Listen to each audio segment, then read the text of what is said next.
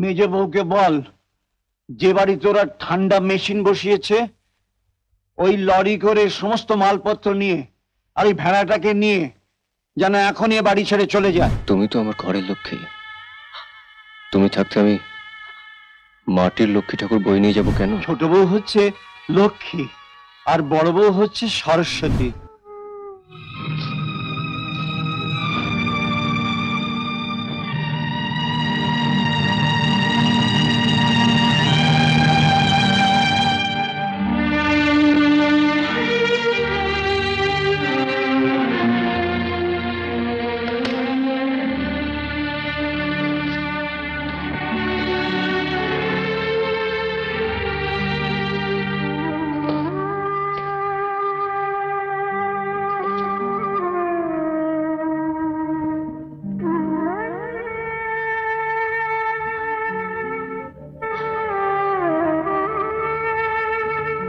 আমি চাই বাবা। এসো।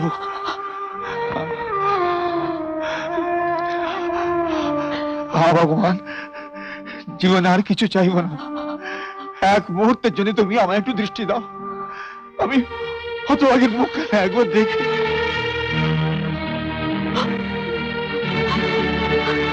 আমি জানি না এই সংসারে আমি কোনো পুণ্য করেছি কিনা, যদি করে থাকি সব পুণ্য আমি তোকে দিয়ে দিলাম। তুই সুখী হ মা, তুই সুখী হ।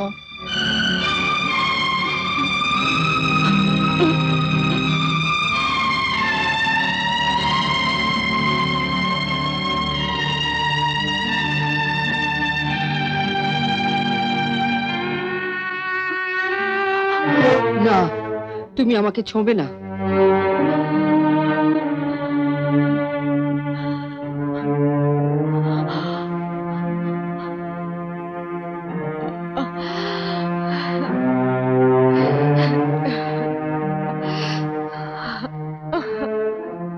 মা, ওকে একটা প্রণাম করতে দাও। না মা, সন্তান মাকে প্রণাম করলে সন্তানের পুণ্য হয়, কিন্তু আজও তোমাকে প্রণাম করলে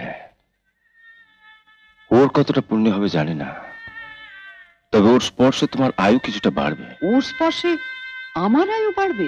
হ্যাঁ মা, তুমি যা সুস্থ হয়ে ফিরে এসছো সেটা আমার জন্য না, এই হতভাগীর জন্য। বড়দা, কি করেছো আমার জন্য? তুই চাকরি ছাড়লি আর ওকে না? চাকরি আমি ছাড়িনি মা, এই আমার ছাড়তে দেয়।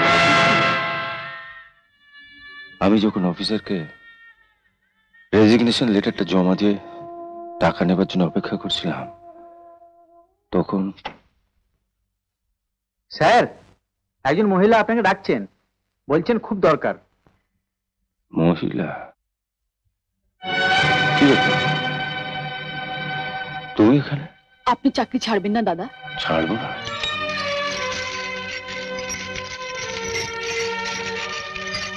নিন, এই গয়নাগুলো আপনি বিক্রি করে দিন দাদা। এত গয়না? এইগুলো আমার মায়ের গয়না। না না ছোট, তোমার মায়ের গয়না আমি নিতে পারবো না। বড়দা, না না, আমি শুনেছিলাম তনু বাড়ি ভাড়া করার জন্য তোমার কাছে গয়নাগুলো চেয়েছিল, তুমি তাকে দাওনি। আমি আমার একার ঘর চাইনি দাদা। ছেলেবেলায় মা বাবাকে হারিয়েছি, তাই এমন একটা সংসার চেয়েছিলাম যেখানে মা থাকবে, বাবা থাকবে, আপনার মতন এক দাদা থাকবে। যে মা আমার মারা গেছেন সেই মায়ের স্মৃতি বুকে আঁকড়ে রেখে যে মা আমার বেঁচে আছেন তার কষ্টে নীরব থাকলে আমার মরা মায়ের আত্মা কি শান্তি পাবে? বলুন না দাদা, বলুন না।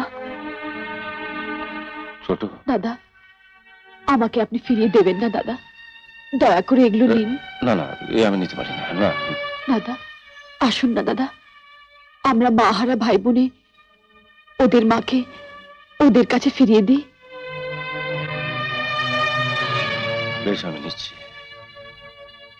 কিন্তু ছোট তোমাকে একটা কথা দিতে হবে। যেদিন আমি এগুলো তোমাকে ফিরিয়ে দেবো সেদিন কিন্তু এগুলো তোমাকে নিতে হবে।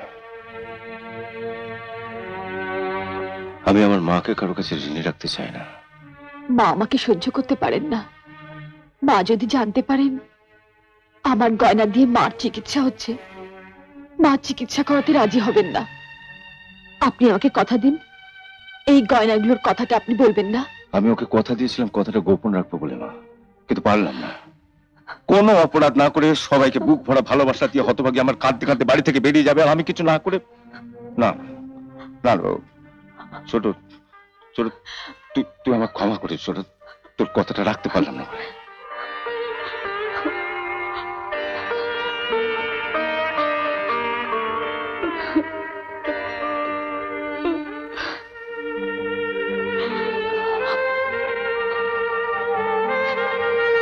যাও ছোট, যেখানে খুশি চলে যাও, আর আমি তোমায় আটকাবো না।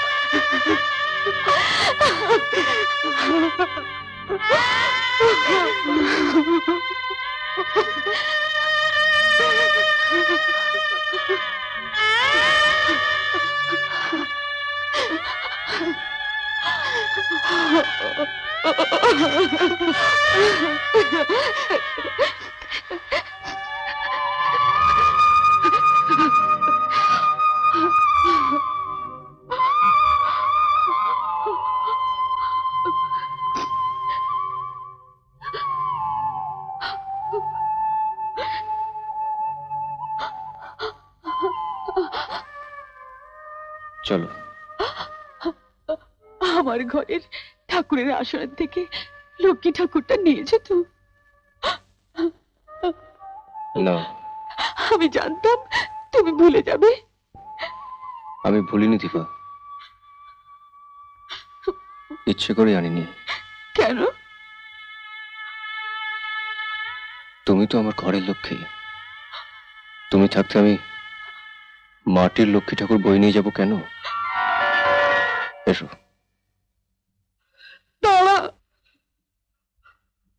তোর তো কম সাহস না তনু, আমার বাড়ি থেকে তুই লক্ষ্মীকে নিয়ে যাচ্ছিস। আমি কি মরে গেছি? মা, ছোট মা,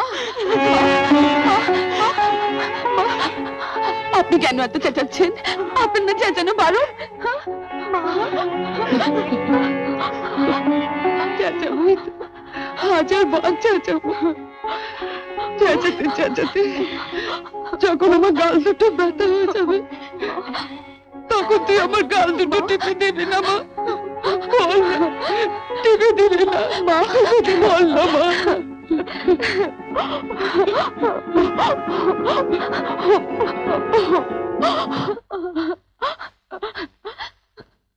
মা, আমাদের ট্রেনের সময় হয়ে গেছে, ট্যাক্সি দাঁড়িয়ে আছে। ট্যাক্সিটা ছেড়ে দে, আর মোড়ের মাথা থেকে একটা লরি ডেকে নিয়ে আয়। লরি? লরি কেন বাবা? মেজে বউকে বল, যে বাড়িতে ওরা ঠান্ডা মেশিন বসিয়েছে, ওই লরি করে সমস্ত মালপত্র নিয়ে আর ওই ভেড়াটাকে নিয়ে যেন এখনই এ বাড়ি ছেড়ে চলে যায়। দেখো বৌদি, বাবা আবার আমাকে ভেড়া বললো। তুমি তো ভেড়াই। মায়ের শরীর খারাপ, কোথায় কাছে বসবে তা না বাইরে গিয়ে ঠায় দাঁড়িয়ে আছো। যাও, বাবা মায়ের পায়ে ধরে ক্ষমা চাও। না, ওরা চলে যাকে বাড়ি থেকে। মা, আজকের এই খুশির দিনে ওদের আপনি যেতে বলবেন না মা। বড় বউ, ওরা তোমাকে এত অপমান করেছে, ঝিয়ের মতো খাটিয়েছে, তো আমি যদি বলতি বাবা, বাড়ির বড় বউ, ওরা সবাই ছোট, ভুল যদি করেই থাকে। বুঝলে মিনু, ছোট বউ হচ্ছে লক্ষ্মী আর বড় বউ হচ্ছে সরস্বতী। ও বিদ্যে আর বুদ্ধি দিয়ে এই ভাঙা সংসারটাকে আবার জোড়া লাগিয়েছে।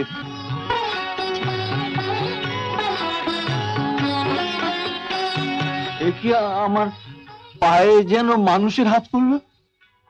আমার ভেড়াটা তাহলে সত্যি সত্যি মানুষ হলো?